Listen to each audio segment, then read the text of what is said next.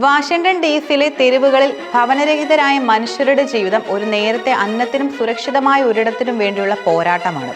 ഈ ജീവിതം പലപ്പോഴും അധികാരികളുടെ കണ്ണിൽ അസുന്ദരമായ ഒരു കാഴ്ചയായി മാറാറുമുണ്ട്. സ്വന്തമായി വീടോ വരുമാനമോ ഇല്ലാത്ത ഇവർ ഒരുപാട് ദുരിതങ്ങൾ സഹിച്ചാണ് ഓരോ ദിവസവും മുന്നോട്ട് പോകുന്നത്. എന്നാൽ അവരുടെ ഒരേ ഒരു അഭയമായിരുന്ന ചെറിയ ടെന്റുകൾ പോലും ഇല്ലാതാക്കാൻ ഉത്തരവ് പുറപ്പെടുവിച്ചപ്പോൾ അവർക്ക് അവശേഷിച്ചത് ശൂന്യമായ തെരുവുകളും അകത്തളങ്ങളിൽ കരയുന്ന ആത്മാക്കളും മാത്രമാണ്. അമേരിക്കൻ പ്രസിഡന്റ് ഡൊണാൾഡ് ട്രംപിന്റെ ഒരു ഒറ്റ നോട്ടത്തിൽ നിന്നാണ് ഈ ദുരിതങ്ങളുടെ തുടക്കം. ട്രംപ് തന്റെ ഗോൾഫ് ക്ലബിലേക്കുള്ള യാത്രാമധ്യേ ഭവനരഹിതരായ ആളുകളുടെ കൂടാരങ്ങൾ കണ്ടു.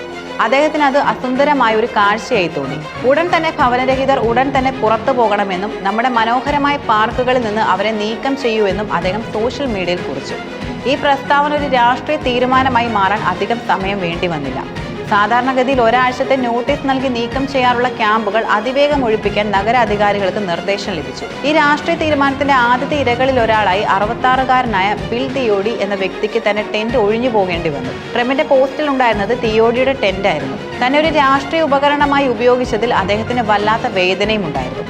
വർഷങ്ങളോളം നിർമ്മാണ ജോലികൾ ചെയ്ത് ഉപജീവനം നടത്തിയിരുന്ന തിയോഡിക്ക് 2018 മുതൽ സ്ഥിരമായി ജോലിയില്ലാതായി. ഇതാണ് അദ്ദേഹത്തെ തെരുവിലേക്ക് എത്തിച്ചത്. 65-കാരനായ ജോർജ് മോർഗൻ എന്ന മറ്റൊരു വ്യക്തിക്കും തന്റെ പ്രിയപ്പെട്ട നായ ബ്ലൂവിനൊപ്പം തെരുവിൽ കഴിയേണ്ടി വന്നു.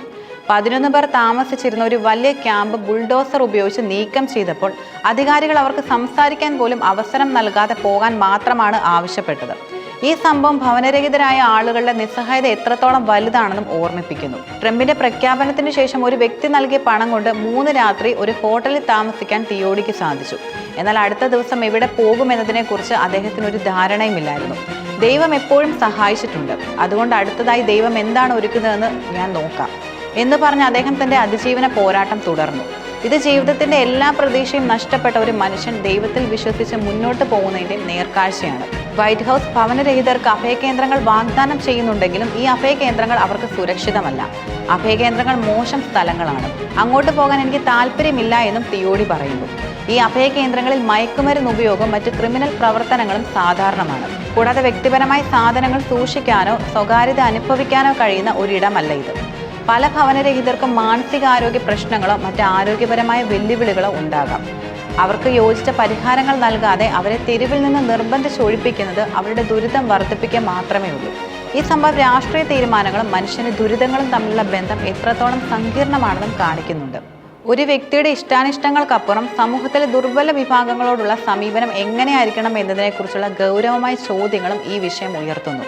ശരിയായ പുനരധിവാസ പദ്ധതികളോട് കൂടിയല്ലാതെ ഭവനരഹിതരുടെ കൂടാരങ്ങൾ നീക്കം ചെയ്യുന്നത് പ്രശ്നത്തിന് ശാശ്വതമായ ഒരു പരിഹാരമല്ല. ഔദ്യോഗികമായ കണക്കുകൾ പ്രകാരം നഗരത്തിലെ ഭവനരഹിതരുടെ എണ്ണം കുറഞ്ഞു എന്ന് പറയുമ്പോൾ അതിന് പിന്നിൽ കൂടുതൽ ആളുകൾക്ക് അഭയം നഷ്ടപ്പെട്ടു എന്ന വേദനാജനകമായ ഒരു യാഥാർത്ഥ്യമുണ്ട്. വെറും കണക്കുകൾക്കപ്പുറം ഈ മനുഷ്യരുടെ ജീവിതം, അവരുടെ വേദനകൾ, അവരുടെ അതിജീവന പോരാട്ടങ്ങൾ എന്നിവയെക്കുറിച്ചും നാം ചിന്തിക്കേണ്ടതുണ്ട്. ഭവനരഹിതർ വെറും അക്കങ്ങളല്ല, അവർക്ക് ഓരോരുത്തർക്കും അവരുടേതായ കഥകളും സ്വപ്നങ്ങളും പ്രതീക്ഷകളുമുണ്ട്. ഒരു സമൂഹം എന്ന നിലയിൽ നാം അവരെ എങ്ങനെയാണ് പരിഗണിക്കുന്നത് എന്നതും നമ്മുടെ മാനുഷിക മൂല്യങ്ങളെക്കുറിച്ചുള്ള ഒരു ചോദ്യമാണ്. ഈ സംഭവം എല്ലാ മനുഷ്യർക്കും മാന്യമായ ജീവിതം നയിക്കാനുള്ള അവകാശമുണ്ടെന്നും ഓർമ്മിപ്പിക്കുന്നു. സർക്കാരിനും സമൂഹത്തിനും ഭവനരഹിതരുടെ പ്രശ്നങ്ങൾക്ക് ദീർഘകാല പരിഹാരങ്ങൾ കണ്ടെത്താൻ സാധിക്കണം. അവരെ തെരുവുകളിൽ നിന്ന് നീക്കം ചെയ്യുന്നതിന് പകരം അവർക്ക് സുരക്ഷിതമായ അഭയവും ജോലിയും നൽകി അവരുടെ ജീവിതം സാധാരണ നിലയിലാക്കാൻ സഹായിക്കുന്ന പദ്ധതികൾ ആവിഷ്കരിക്കേണ്ടതും അത്യാവശ്യമാണ്.